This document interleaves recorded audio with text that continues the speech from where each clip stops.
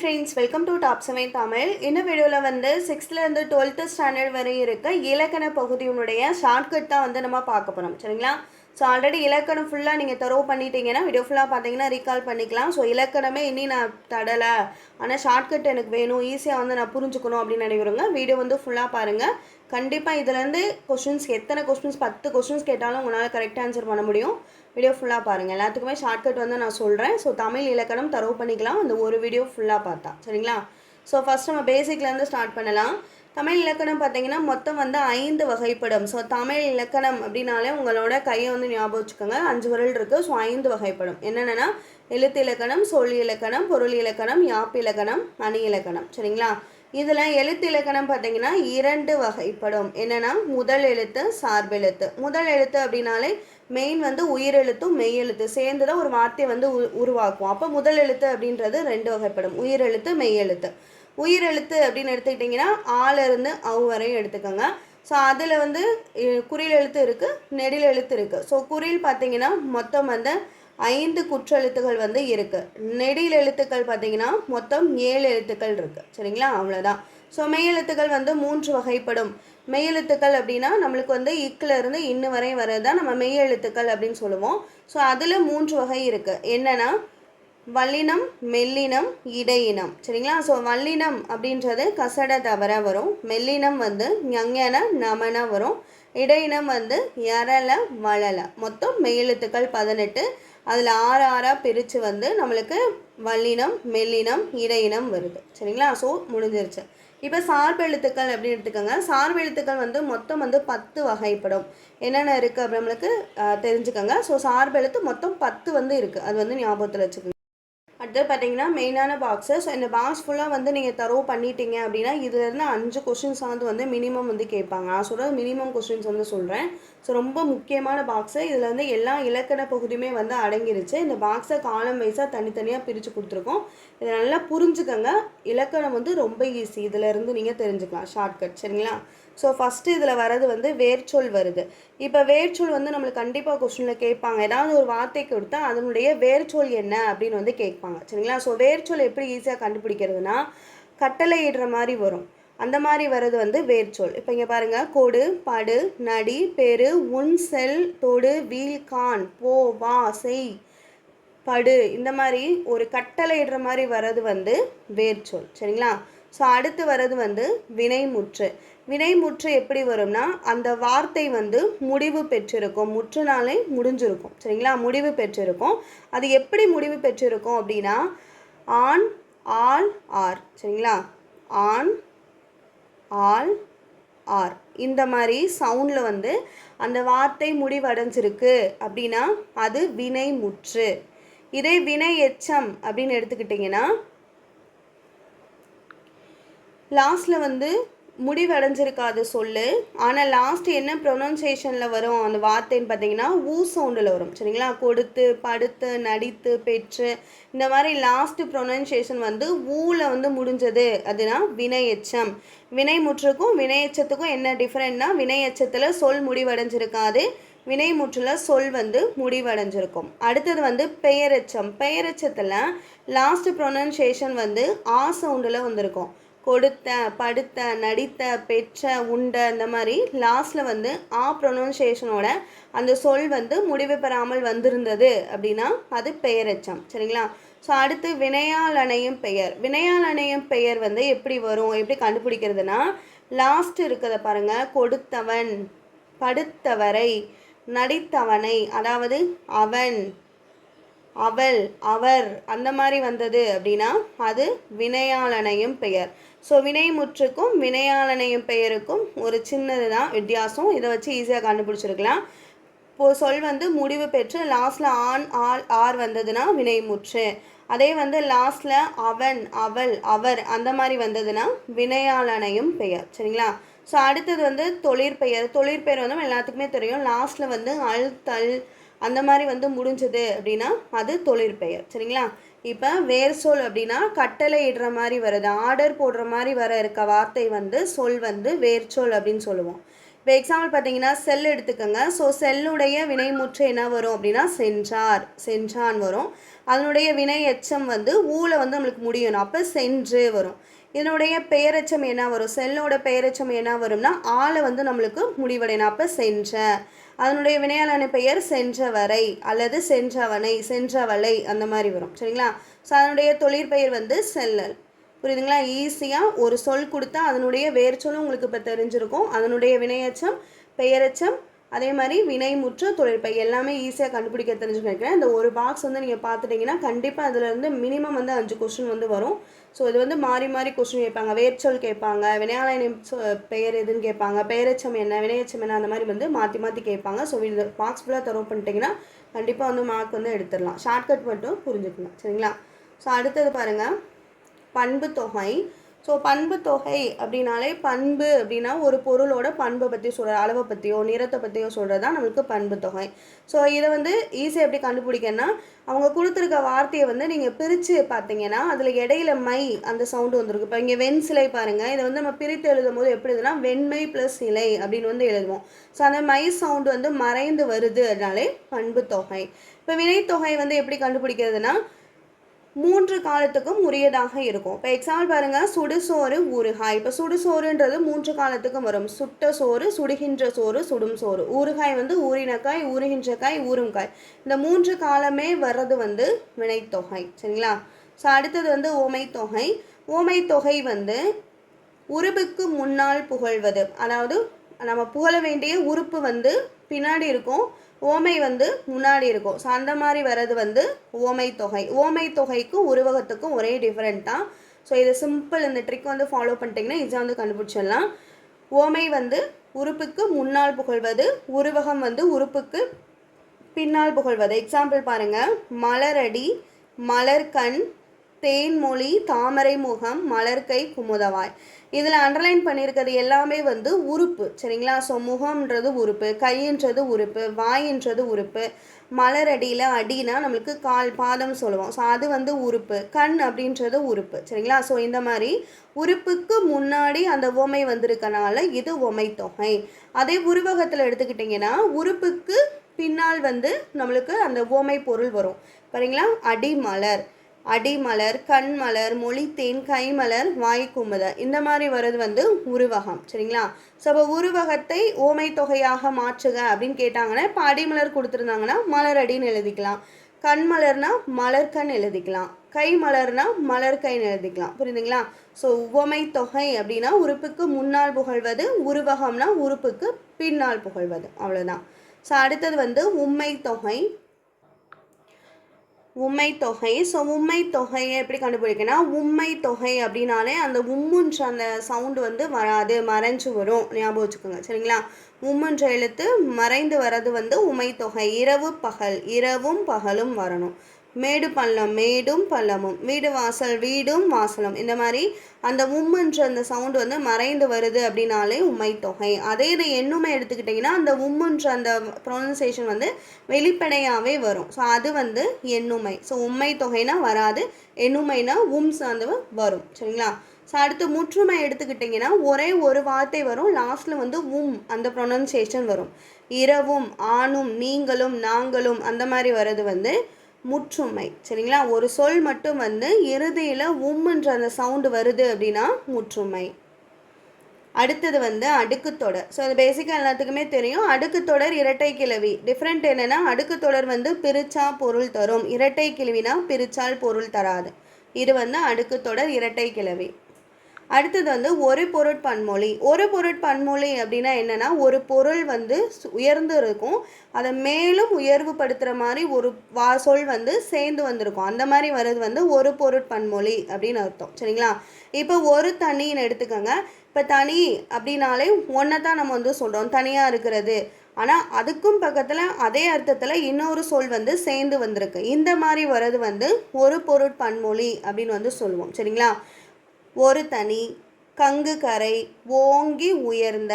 So அந்த மாதிரி வர்றது வந்து ஒரு பொருட்பன்மொழி. சரிங்களா?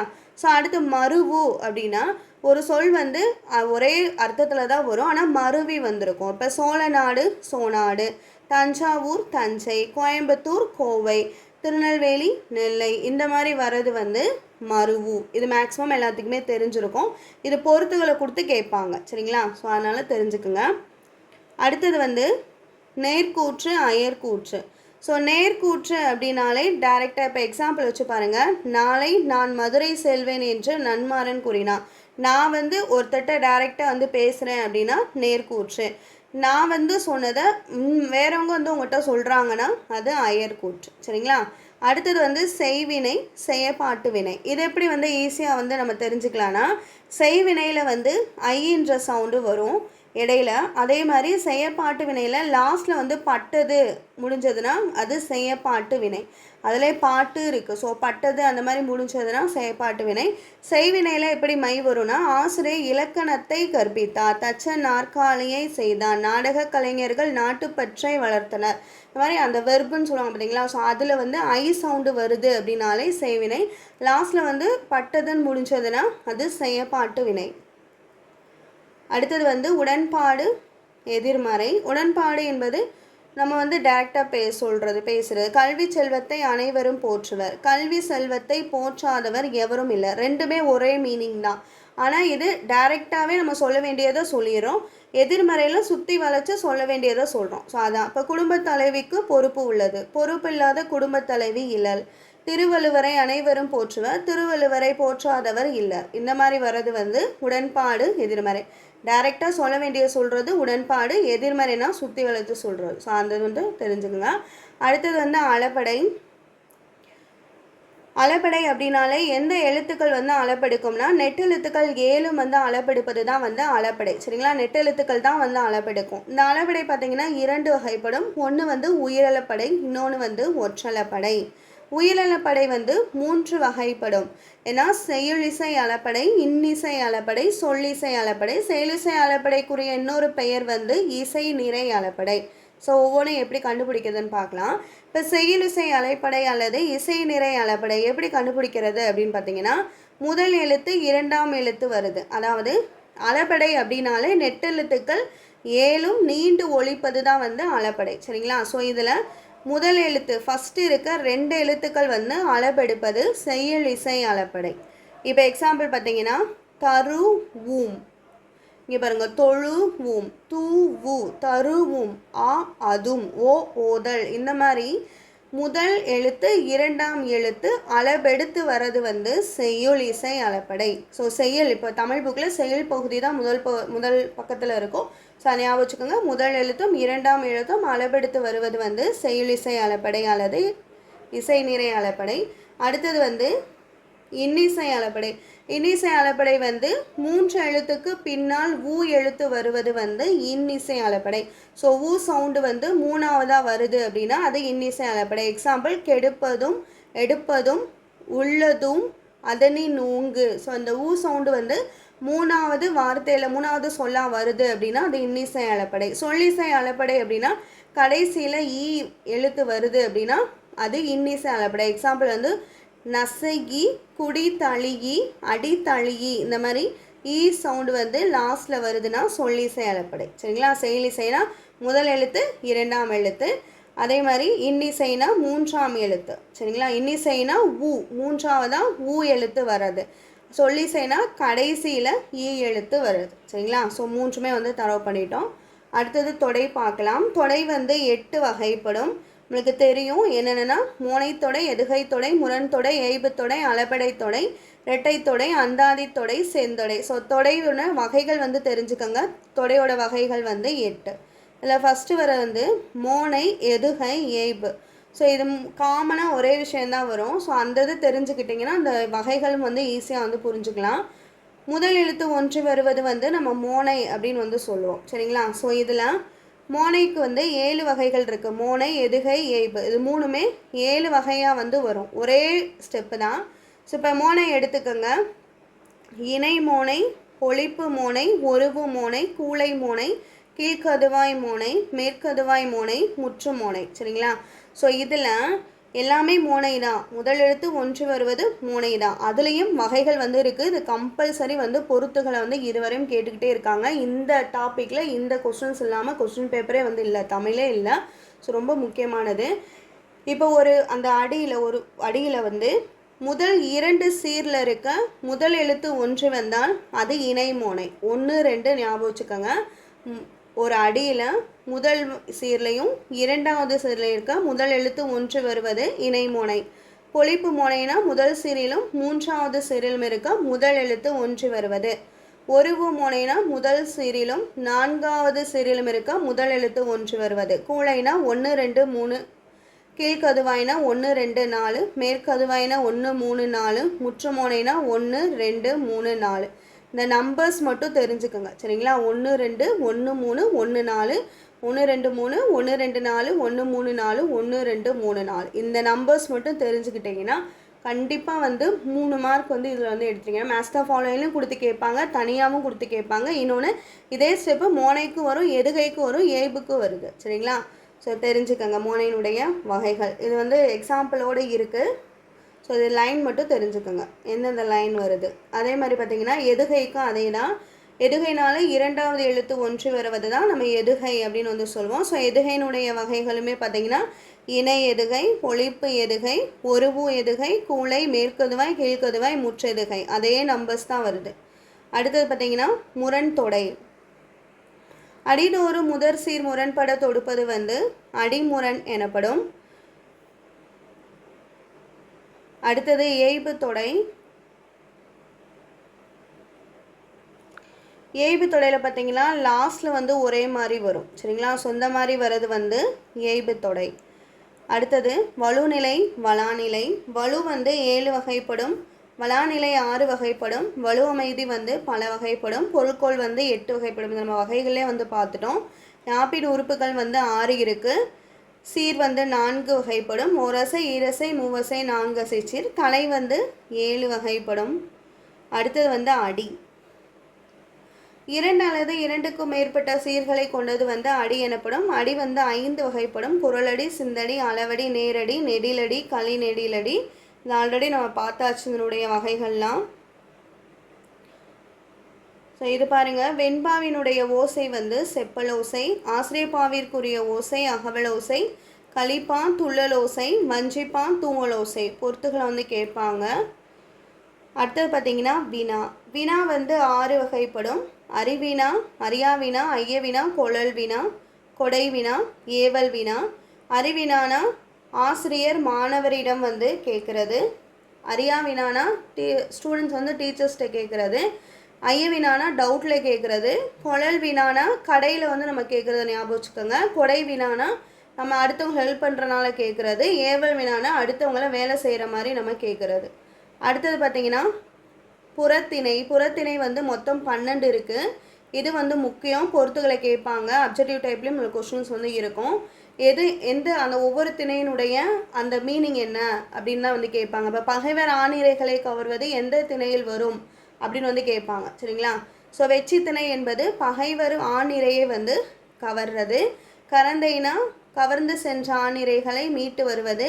வஞ்சினா பகைவர் நாட்டை கைப்பற்றுவது. காஞ்சினா தன் நாட்டை கைப்பற்ற வந்த மாற்றரசனை தடுத்து போரிடல். போரிடல் வந்து காஞ்சி திணை.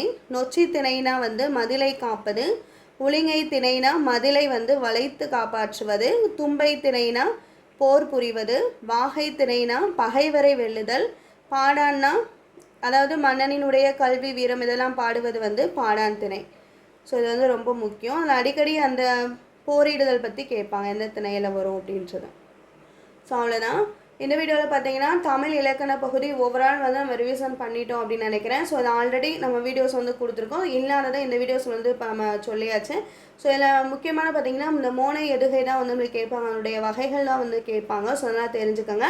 அதேமாதிரி அந்த பாக்ஸ் சொன்னேன் ஸ்டார்டிங்கில் அந்த வேர்ச்சொல், வினையெச்சம், வினைத்தொகை. ஸோ அது வந்து நல்லா தரவு பண்ணிக்கோங்க. அதில் வந்து நம்மளுக்கு கொஸ்டின்ஸ் வந்து அதிகமாக வந்து கேட்குறாங்க. ஸோ அதிகமாக சொல்கிறத நல்லா தரவு பண்ணிக்கிட்டிங்கனாலே மேக்ஸிமம் வந்து இலக்கண பகுதியில் வந்து உங்களால் மார்க் வந்து எடுத்துட முடியும். ஏன்னா தமிழை பொறுத்தளவுக்கு வந்து பாதிக்கு பாதி வந்து கொஸ்டின்ஸ் வந்துடும். ஸோ 50 வந்து நம்மளுக்கு 50 கொஸ்டின்ஸ் வந்து உரைநடை செயலில் கேட்டுட்டாலும் மீதி இருக்க இலக்கணத்துலேயும் கேட்கலாம்.